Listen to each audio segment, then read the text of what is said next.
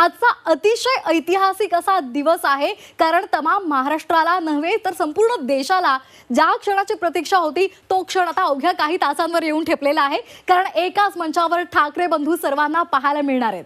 अगदी आणि आजच्या या विजयी मेळाव्याचं आयोजन हे दोन्ही ठाकरे बंधूंनी केलेलं आहे आणि त्यामुळे तळागाळात पसरलेला जो ठाकरेंचा कार्यकर्ता आहे तो आज एकत्रित दिसणार आहे। मुंबईमध्ये याची जोरदार तयारी सुरू आहे आणि ही बातमी वेगवेगळ्या अँगलने झी24 तास आज कव्हर करते।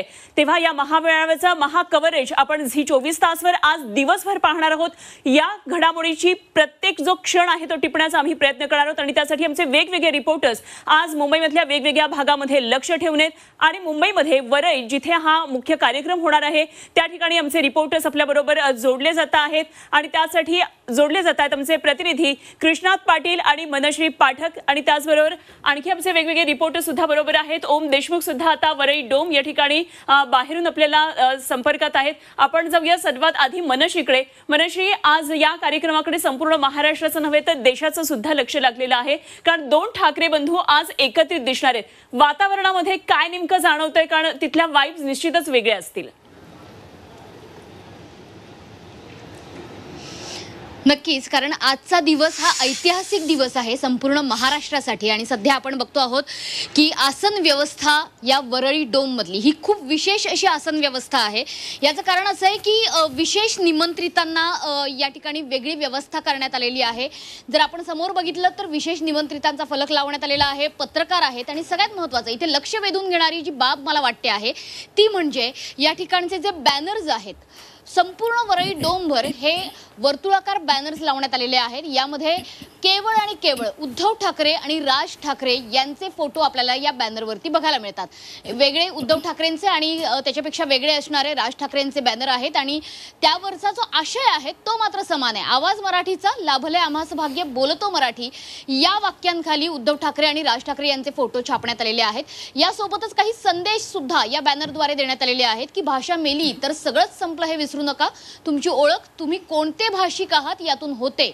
इतकंच नाही तर भाषणांमधून हे दोन्ही नेते ज्या ज्या प्रकारची वाक्य वापरतात, ज्या शैलीतली वाक्य वापरतात, विशेषतः राज ठाकरेंच्या बाबतीत जर बोलायचं झालं तर हिंदू म्हणून अंगावर आलात तर हिंदू म्हणून उत्तर देऊ आणि मराठी म्हणून अंगावर आलात तर मराठी म्हणूनच उत्तर देऊ, हा जो आशय असतो भाषणांमधला राज ठाकरेंचा तो देखील या बॅनरवरती छापण्यात आलेला आहे। महाराष्ट्रात मराठी भाषेसाठी मराठी माणसानं एकत्र लढणं हा गुन्हा आहे का, आणि गुन्हा असेल तर तो आम्ही करायला तयार आहोत, अशा प्रकारची भाषा सुद्धा या बॅनरवरती वापरण्यात आली आहे। मी पुन्हा एकदा लक्ष वेधू इच्छिते की या आसन व्यवस्थेकडे, या आसन व्यवस्थेच्या पाठीमागे जी गॅलरी आपल्याला बघायला मिळते, कारण बरीच मोठी आसन व्यवस्था बऱ्यापैकी म्हणजे हजारो लोक मावतील इतकी क्षमता या वरळी डोमची आहे आणि म्हणूनच हे ठिकाण निवडण्यात आलेलं आहे। वरच्या संपूर्ण गॅलरीमध्ये कार्यकर्त्यांची व्यवस्था करण्यात आलेली आहे। काही विशेष निमंत्रितांसाठी पासेस देण्यात आलेले आहेत, जसं मी मगाशी दाखवलं की निळ्या कलरचे पासेस हे विशेष निमंत्रितांसाठी देण्यात आलेले आहेत आणि त्यांची वेगळी आसन व्यवस्था करण्यात आलेली आहे। सर्वात महत्त्वाचं, राज ठाकरे एक गोष्ट बोलले होते की जेव्हा मोर्चाची घोषणा करण्यात आली होती तेव्हा ते बोलले होते की या मोर्चामध्ये कोण येतंय आणि कोण येत नाहीये याकडे मला बघणं महत्त्वाचं वाटतं, याकडे माझं लक्ष असेल। त्याच्यामुळे कलाकारांसाठी, विशेषतः ज्या ठिकाणी मी सध्या उभी आहे ही कलाकारांसाठीची आसन व्यवस्था आहे। जर कोणी कलाकार, सामाजिक कार्यकर्ते, इतकंच नाही तर सामाजिक क्षेत्रातले काही मान्यवर जर या ठिकाणी आले तर त्यांना बसण्याची व्यवस्था ही या ठिकाणी असणार आहे। इतकंच नाही तर जे नेते आणि इतर मंडळी असतील, म्हणजे इतर पक्षांची नेते मंडळी असतील, त्यांची आसन व्यवस्था ही पुढे ठेवण्यात आलेली आहे। म्हणजे या बॅरिकेड्सच्या पुढे जर कोणत्या राजकीय पक्षांचे नेते आले, विशेषतः काँग्रेसचे नेते विजय वडेट्टीवार यांनी म्हटलेलं आहे की मी येणार आहे, त्याच्यामुळे त्या काँग्रेसच्या नेत्यांची आणि इतर पक्षातल्या नेत्यांची आसन व्यवस्था ही या ठिकाणी या बॅरिकेड्सच्या पुढे असणार आहे। म्हणजे अगदी व्यासपीठाच्या समोर हे सगळे राजकीय नेते हे स्थानापन्न होणार आहेत। याच्या व्यतिरिक्त जे विशेष निमंत्रित आहेत, इतर पत्रकार आहेत, त्यांच्यासाठीची वेगळी मीडिया रूम आणि विशेष व्यवस्था करण्यात आलेली आहे। प्रत्येकाचा सन्मान जपला जाईल अशा पद्धतीने आता ही आसन व्यवस्था तयार करण्यात आली आहे आणि म्हणूनच विशेष पासेस सुद्धा देण्यात आलेले आहेत। खरं मनश्री, खरं तर हेच वातावरण आपल्याकडून जाणून घ्यायचं होतं, कारण शिवसेनेचा आणि मनसेचा हा दिसणारा एकत्रित असा इव्हेंट म्हणता येईल आणि राज ठाकरे हे त्यांच्या इव्हेंटसाठी अत्यंत प्रसिद्ध आहेत। अत्यंत नियोजनबद्ध असे सगळे कार्यक्रम राज ठाकरेंच्या मनसेचे नेहमीच होत असतात आणि त्या दृष्टीने राज ठाकरेंची खरी एक वेगळी ओळख आहे। आपण जाऊया आमच्या पुढच्या प्रतिनिधींकडे। ओम आपल्याबरोबर जोडले गेलेत आणि जिथे तुम्ही आता डोम मध्ये आहात त्याच्या बाहेर एक्झॅक्टली ओम आहे, त्यामुळे ओम कडून आपण बाहेरचं वातावरण जाणून घेऊया. ओम, डोम मध्ये काय नेमकी आज सगळी व्यवस्था केली आहे, कसं नियोजन आहे हे आपल्याला दिसलं. आता आम्हाला बाहेरची थोडी दृश्य दाखवा. काय नेमके वरईमधल्या डोमच्या बाहेरची सगळी व्यवस्था करण्यात आलेली आहे, त्या ठिकाणी कसं सगळं नियोजन करण्यात आलंय? निश्चितच खरं तर अनुपमा, आपण आतमधली सगळी व्यवस्था आत्ताच पाहिली आहे, परंतु जर आपण बाहेरचं नियोजन पाहायला गेलं तर मी एक्झॅक्ट इनगेट वरती आहे, जिथून खरं तर आतमध्ये प्रवेश दिला जातोय. अशा प्रकारचं हे एक बाहेर होर्डिंग आहे, अशा प्रकारचे काही फलक लावण्यात आलेत, ज्या ठिकाणाहून नेते असतील, पदाधिकारी असतील, कार्यकर्ते असतील, ज्यांना मुख्य प्रवेशद्वारातून एंट्री दिली जाणार आहे, ते हे मेन गेट आहे. त्या ठिकाणी आवाज मराठीचा आणि खरं तर लाभले आम्हाचं भाग्य, बोलतो मराठी, जाहलो खरेचं धिन्न ऐकतो मराठी, अशा प्रकारची जी प्रसिद्ध वाक्य आहेत ती लिहिण्यात आलीत. दोन बाजूला उद्धव ठाकरे आणि राज ठाकरे यांची निमंत्रक म्हणून नावे आहेत. त्यानंतर आपण दृश्यांमध्ये हे देखील पाहू शकतो की पोलिसांकडनं या ठिकाणी व्यवस्था केली जाते, पोलिसांकडनं या ठिकाणची पाहणी केली जाते. त्यासोबतच बाहेर पोलिसांच्या मोठ्या गाड्या सुद्धा आहेत. होर्डिंगवर जर आपण लक्ष दिलं तर या ठिकाणी मोठमोठे होर्डिंग देखील लावण्यात आलेले आहेत.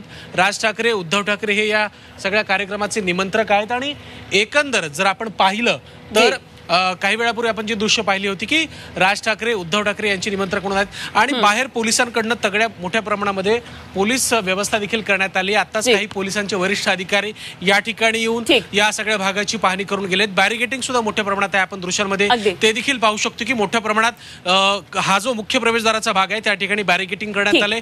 होणारी गर्दी असेल किंवा एकंदर सगळ्या गोष्टी सुरक्षेच्या अँगलनं पाहिल्या गेलं तर मोठ्या प्रमाणात कार्यकर्ते येणार आहेत आणि त्यामुळे सुरक्षेच्या दृष्टीनं अत्यंत महत्त्वाचं खरं तर अशा प्रकारे सगळं हे नियोजन केलेलं आहे. आणि या क्षणाची एक मोठी बातमी आपल्याकडे येते या मेळाव्या संदर्भातलीच. तर आज वरईमध्ये हा मेळावा होतो आहे आणि वरई डोम मध्ये कडेकोट असा सगळा हा सुरक्षा व्यवस्था ठेवण्यात आलेली आहे. विजय मेळाव्याच्या पार्श्वभूमीवर कडक सुरक्षा व्यवस्थाही ठेवण्यात आलेली आहे.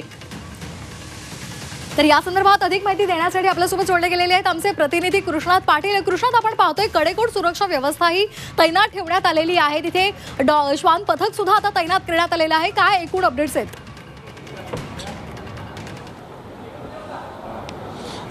श्वान पथक तैनात करण्यात आलेलं आहे. सर्व तपासणी सुरू आहे. पोलीस देखील आता मंचावर दाखल झालेले आहेत, ज्यांच्याकडून ही सर्व तपासणी सुरू होती. मुख्य मंच या ठिकाणी आपण उभे आहोत, ज्या मंचाच्या बरोबर मागच्या बाजूला महाराष्ट्राचा नकाशा आहे आणि त्यानंतर आवाज मराठीचा असे एक अक्षर लिहिण्यात आलेले आहेत. आणि प्रामुख्यानं स्टेज एकदम छोटं करण्यात आलेलं आहे, कारण जास्त नेते हे बसणार नाहीत असं दिसून येतं. केवळ 2 खुर्च्या ठेवतील अशाच प्रकारचं नियोजन करण्यात आलेलं आहे. कारण जर मोठं स्टेज केलं असतं तर ह्या संपूर्ण पायऱ्या ठेवल्या गेल्या नसत्या, केवळ ह्या मुख्य स्टेजवरच हे केलं गेलं असतं. त्यामुळं एकदम छोटं स्टेज तसं छोटं करण्यात आलेलं आहे. त्यामुळं खूप नेते या स्टेजवर बसतील अशा प्रकारचं नियोजन करण्यात आलेलं नाही. अगदी मोजक्या नेत्यांसाठी हे स्टेज बनवण्यात आलेलं आहे. आणि त्याचबरोबर ज्या ठिकाणाहून नेते राज ठाकरे असू देत किंवा उद्धव ठाकरे बोलणार आहेत त्यासाठीचा हा मुख्य पोडियम जो आहे तो देखील एकच बनवण्यात आलेला आहे.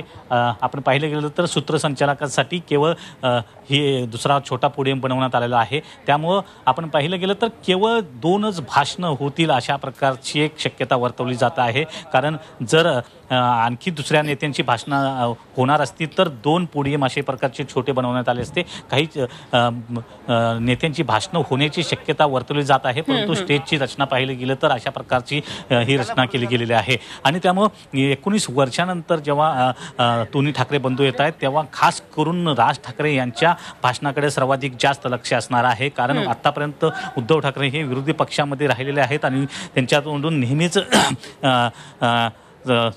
मोदी शहा यांच्यावर टीका केली जाते, सरकारवर टीका केली जाते. परंतु गेल्या काही वर्षांपासून राज ठाकरे यांचा कल सध्या सरकारच्या बाजूने असलेला पाहायला मिळत होता. त्यामुळे राज ठाकरे नेमके या संदर्भात काय बोलतात ते अगदी पाहणं गरजेचं आहे. कडवट मराठी राज ठाकरे आहेत आणि त्या दृष्टीनं आज काय नेमकं त्यांच्या भाषणामध्ये मुद्दे येतात कृष्णात आपल्याला राजकीय दृष्ट्या सुद्धा अजून चर्चा करायची. अशाच संपर्कात राहा.